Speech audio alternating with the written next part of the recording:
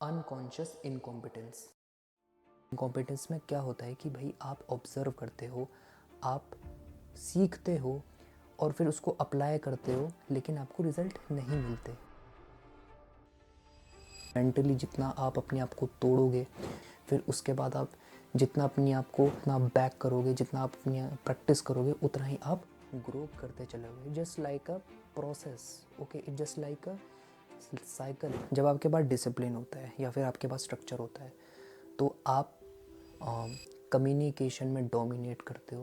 Okay, आपको पता है कि आपको क्या बोलना है, क्या नहीं बोलना है। ओके, जब आपके पास स्ट्रक्चर होता है तो आप अपने एग्ज़ाम्स में बहुत अच्छा परफॉर्म करते हो सकता है कि आप डिफरेंट करियर फील्ड्स में अच्छा कर रहे हो, लेकिन आपको मज़ा नहीं आ रहा है, आपको लग रहा है कि ये काम मेरे लिए ठीक नहीं है, या आपको लगता है कि आप कुछ अलग करना है, आपको लगता है कि भाई नहीं, मेरी यहाँ पे इस फील्ड में मेरी ग्रोथ नहीं हो पा रही है। तो मतलब आपके पास स्ट्रक्चर तो है, लेकिन ज़रूरी नहीं है कि वो माइंड और लाइफ उसका कनेक्शन बिठा पाए।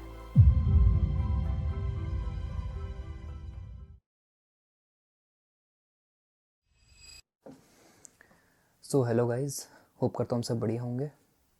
तो आज मैं बात करूँगा lifting the heavy weights of life. Means कि आप ज़िंदगी के हैवी वेट्स को किस तरीके से उठाते हो, जो कि आपको हेल्प करेगा एंटी फ्रेजाइल बनने में। So let's start. So guys, सबसे पहले मैं बात करता हूँ प्रोग्रेसिव ओवरलोडिंग के बारे में। सिंपल टर्म्स में अगर मैं इसका मीनिंग बताऊँ कि कल जो आपने वेट उठाया था या फिर पिछले हफ्ते जो आपने वेट उठाया था, तो प्रेजेंट में आपको वेट ज़्यादा उठाना है जब आप while you are performing your workout in gym. जितने भी जिम रैट्स हो गए या फिर जितने भी लोग जिम जाते हैं, इन इस टर्म के बारे में सबको पता होगा। लेकिन अगर मैं इसको ज़िंदगी के टर्म्स में अगर मैं बताऊँ तो इसको हम कहते हैं सेल्फ ग्रेजुअल मास्टरी। तो आखिर ये काम कैसे करता है? जैसे कि आप कॉम्पिटिटिव एग्ज़ाम की तैयारी अगर आप करते हो, या फिर कोई स्पोर्ट्स आप खेलते हो, या फिर कभी अपने पर्सनैलिटी पे जब आप काम करते हो, अपने कम्युनिकेशन पे काम करते हो, तो ये काम कैसे करता है? जैसे कि अगर आप कम्युनिकेशन की अगर मैं बात करूँ, 4-5 लोगों के सामने अगर आपको स्पीच देनी है, तो पहले आप क्या करोगे? आप जाओगे, बोलोगे, हो सकता है आप 2 मिनट बोलो, कुछ सर्टेन टॉपिक्स के बारे में जो आपको पता है, आप उसके उन चीज़ों के बारे में थोड़ा बहुत बात करके बोलो। ओके, अगर स्पोर्ट्स में अगर मैं बात बोलूँ, अगर आपको क्रिकेट की स्पेशली अगर मैं बोलूँ, तो कोई भी अगर बंदा है, उसको अच्छा खेलते हुए देखोगे, भाई ये वाले शॉट्स खेल रहा है, वो इस टाइप के शॉट्स खेल रहा है, तो आप जाके देखोगे, उसको ऑब्जर्व करोगे, फिर आप उसको ट्राई करोगे, फिर एक दिन जा कर के आप उसको मैच में खेलोगे, फिर देखोगे कि अच्छा ये इस टाइप से खेलते हैं, तो और फिर धीरे धीरे करके अपनी स्किल को इम्प्रूव करोगे ग्रेजुअली। हो सकता है कि आप उस शॉट को इस डायरेक्शन में खेलते हो, फिर हो सकता है कि जब आप उसमें आपको मास्टरी हो जाए, फिर अपने तरीके से खेलोगे। तो होता क्या है कि इसमें आप धीरे धीरे करके लेवल अप करते हो। और स्पेशली इन कॉम्पिटिटिव एग्ज़ाम्स, सोचो कि मतलब पहले आप जा करके, मतलब आपका एग्ज़ाम है और आप एग्ज़ाम के लिए प्रिपेयर कर रहे हो, तो आप क्या करोगे? पहले दिन बैठोगे, हो सकता है आप 2 घंटे बैठो, कुछ टॉपिक्स आपने पढ़े, फिर अगले दिन भी 2 घंटे बैठे, फिर आपने कुछ टॉपिक्स पढ़े, हो सकता है फिर उसके बाद कुछ टाइम के बाद आप 4 घंटा बैठना स्टार्ट करोगे, है ना? और फिर हो सकता है विद इन अ मंथ आप धीरे धीरे करते हुए 6 घंटे बैठोगे और ज़्यादा टॉपिक्स को कवर करोगे और इम्प्रूव करोगे, जिससे आपकी जो प्रिपरेशन है और बढ़िया तरीके से प्रोसेस हो पाएगी। अब आते हैं अपने दूसरे पॉइंट पे। तो इसको स्टार्ट करने से पहले जैसे आप सभी को पता होगा कि आप जिम जाते हो और उसके बाद आप एक्सरसाइज परफॉर्म करते हो, तो आपकी मसल्स टूटती है, फिर घर आकर के आप आराम करते हो, तो मसल्स आपकी रिपेयर होती है, या फिर कह सकते हो रिकवर होती है। ओके, आप प्रोटीन लेते हो, अपनी डाइट लेते हो, थ्रू वेरियस सोर्सेज मसल्स होती है, उसको रिकवर करते हो। तो ज़िंदगी में भी सेम चीज़ है। आपकी रियल टर्म्स में जो ग्रोथ है वो तभी होती है, लाइक अगर मैं इसको एक टर्म बोलूँ तो इसको हम बोलते हैं माइक्रो डिस्ट्रक्शन। आखिर ये है क्या चीज़? ठीक है, देखो, माइक्रो डिस्ट्रक्शन में होता क्या है कि जैसा मैंने अभी वो बताया कि आप जाते हो, एक्सरसाइज परफॉर्म करते हो, मसल आपकी टूटती है, फिर आप उसको फिर आप रिपेयर करते हो, ठीक है, अपनी डाइट से, आराम करके। तो यहाँ पे भी सेम चीज़ है, जब भी आप अपने आप को लेवल अप करते हो, जैसा मैंने अभी आपको पिछले पॉइंट में बताया था, अपने आप को ग्रो करने के लिए, तो इससे होता क्या है कि मीन्स कभी, जैसे मैंने आपको एलिमेंट्स बताए थे अभी, कम्युनिकेशन हो गया, पब्लिक स्पीकिंग हो गया, अपनी बॉडी लैंग्वेज हो गया, स्पोर्ट्स हो गया, तो होता क्या है, आप पहले जाओगे, उसमें सम सॉर्ट ऑफ सेटबैक्स जो है आपको झेलने पड़ेंगे। मैं ये बोल रहा हूँ सेटबैक्स मीन्स फेलियर्स, ठीक है, क्योंकि जब आप जाओगे, आप सारी चीज़ें ऑब्जर्व करोगे, सीखोगे कि कुछ चीज़ों में आपको सेटबैक्स मिलेंगे, आपको फिर पता चलेगा कि भाई अच्छा मेरे लिए क्या चीज़ सही है, क्या चीज़ गलत, फिर आप उसको जा करके उसकी प्रैक्टिस करोगे, फिर जा करके आप उसे परफॉर्म करोगे, फिर आपकी ग्रोथ स्टार्ट होगी। तो इसको अगर मैं एक टर्म बोलूँ, बहुत फेमस टर्म बोली जाती है, अनकॉन्शियस इनकॉम्पिटेंस। तो अनकॉन्शियस इनकॉम्पिटेंस में क्या होता है कि भाई आप ऑब्जर्व करते हो, आप सीखते हो और फिर उसको अप्लाई करते हो, लेकिन आपको रिज़ल्ट नहीं मिलते। फिर धीरे धीरे करते करते जैसे जैसे आप उस चीज़ को सीखते जाते हो, तो आप अनकॉन्शियस इनकॉम्पिटेंस से कॉन्शियस कॉम्पिटेंस में चले जाते हो। इससे होता क्या है कि भाई आप अब आपके पास वो स्किल भी है और आपको पता भी है कि आपको क्या करना है और आपको अप्लाई भी कैसे करना आता है।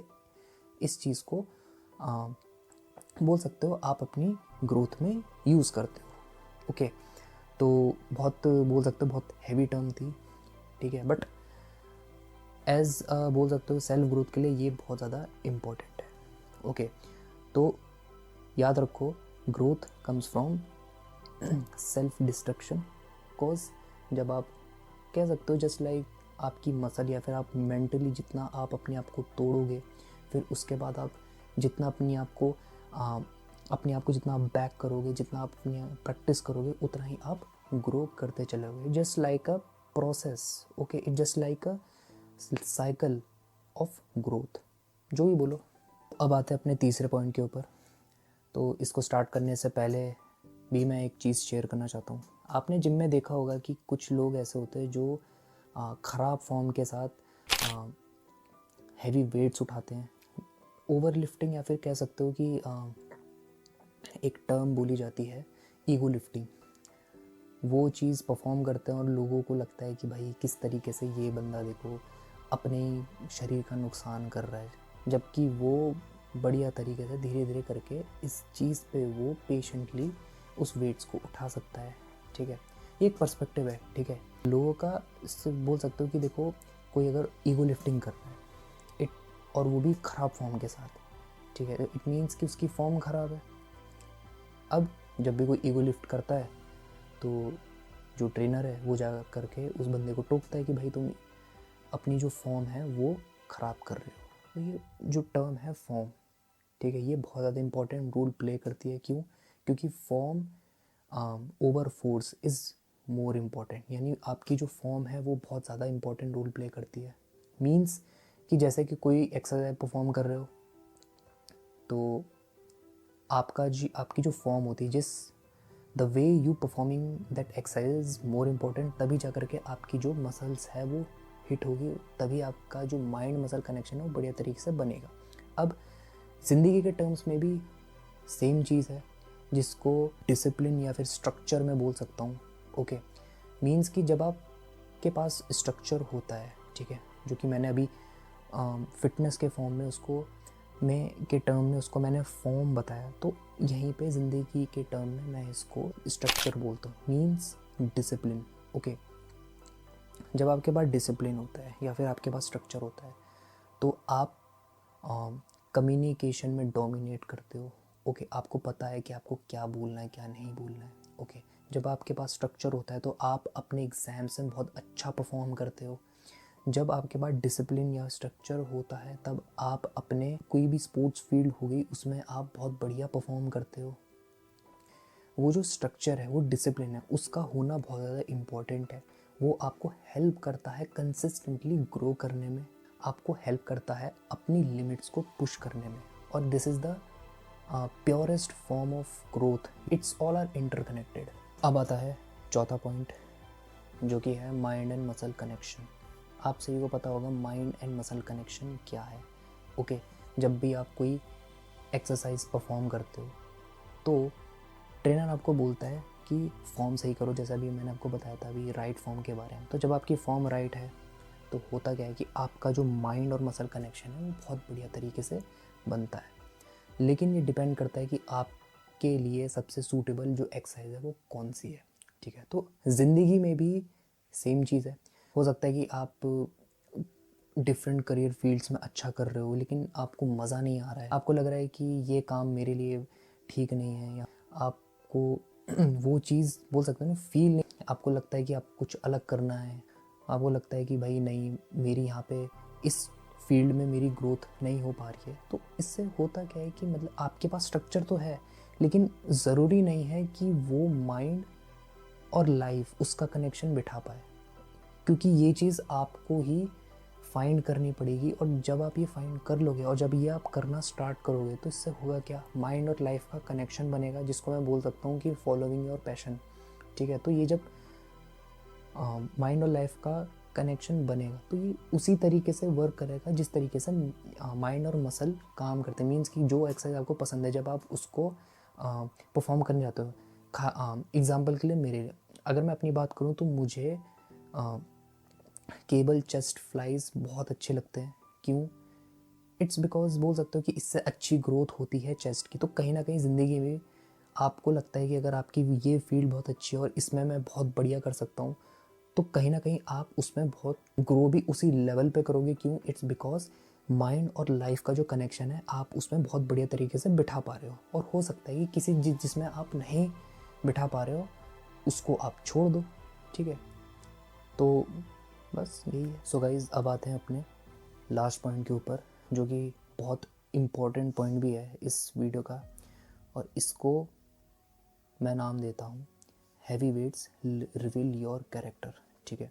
देखो हैवी वेट्स पे जब आप लेवल अप करते हो तो कहीं ना कहीं प्रैक्टिकली अगर मैं बताऊँ तो होता क्या है कि जब आप हैवी वेट्स को जब आप उठाने जाते हो तो कहीं ना कहीं आप पहले दूसरे दिन फेल कर जाते हो, और उस चीज़ की वजह से होता क्या है कि आपका जो कॉन्फिडेंट है वो टूटता है, ओके, कि भाई मैं क्या ये वेट उठा पाऊँगा क्या नहीं, ठीक है। तो ज़िंदगी में भी ऐसा ही है कि भाई जब आप किसी कॉम्पिटिटिव एग्ज़ाम में जब आप पहले कोई मॉक टेस्ट देने जाते हो तो आपको पता चलता है कि आपकी क्या स्ट्रेंथ और क्या वीकनेस है। और कहीं ना कहीं जैसे स्पोर्ट्स फील्ड में अगर आप किसी छोटे या फिर कैसे बड़े कंपटीशन में एज अ प्रैक्टिस के लिए कम्पीट करने जाते हो तो आपको पता लगता है कि भाई आपकी क्या स्ट्रेंथ है क्या वीकनेस है। तो हर चीज़ में से कम्युनिकेशन में या फिर पब्लिक स्पीकिंग में भी जब आप बोलना स्टार्ट करते हो, ठीक है, तो आपको पता चलता है कि मैं कितना बोल सकते हो कि मेरी क्या स्ट्रेंथ है क्या वीकनेस है, कितना मिनट में बोल पा रहा हूँ।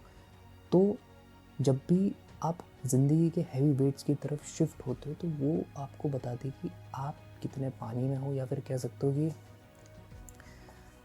मतलब ये मान के चल लो कि it reveals who you are, okay.